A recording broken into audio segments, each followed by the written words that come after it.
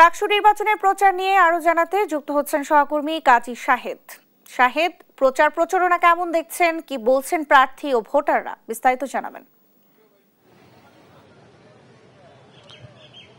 ধন্যবাদ ন্যান্সি।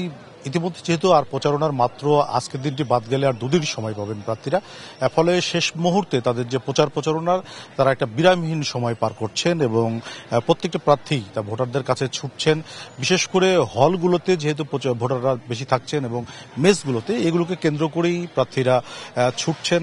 এবং শেষ মুহূর্তে যে প্রচারণা যদি বলি, যে আজকে ক্যাম্পাসে একটা উৎসবমুখর পরিবেশ ছিল। বিভিন্ন দলের প্রার্থীরা তো আছেনই, পাশাপাশি স্বতন্ত্র প্রার্থীরাও প্রচারণা চালিয়েছেন। প্রচারণায় বৈচিত্র্য আনতে গিয়ে অনেকেই অনেক রকম বৈচিত্র্য নিয়ে এসে বিভিন্ন কৌশলে ভোটারদের মন জয় করার চেষ্টা করছেন। এর মধ্যে দিয়ে অনেকের অভিযোগও আছে যে তারা সাইবার বুলিং এর শিকার হচ্ছেন। কেউ বলছেন যে যারা দায়িত্ব পালন করবেন পোলিং অফিসারে, তারা যেন শিক্ষকরা যেন নিরপেক্ষভাবে দায়িত্ব পালন করেন। আমরা একটু কথা বলতে চাই প্রার্থীদের সঙ্গে, যে প্রচারণাটি কেমন হলো। একেবারে তো শেষের দিকে প্রচারণা, কেমন প্রচারণা হলো? আপনারা যেহেতু নারী প্রার্থী, বারবার সাইবার বুলিং নিয়ে কথা বলছিলেন, এমন কোনো ঘটনা ঘটছে কিনা?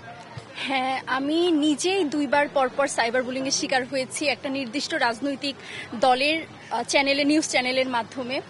আমি যেটা বলবো যে আমাকে আপনারা বিচার করুন আমি কেমন।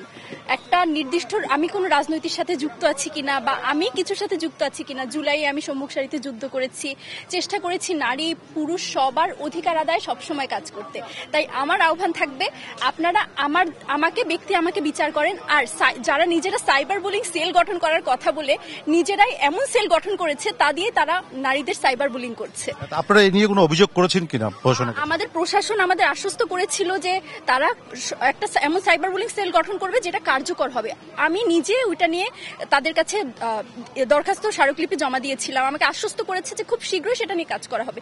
কিন্তু আমি এই বিগত 15 দিনের মধ্যে পরপর দুইবার সাইবার বুলিং এর শিকার হলাম একটা নির্দিষ্ট পেজ থেকে। কিন্তু প্রশাসনের কাছে আমি এখন পর্যন্ত কোনো পজিটিভ আশ্বাস বা কোনো তাদের দিক থেকে যে পজিটিভ দিক আমি তাদের পাইনি।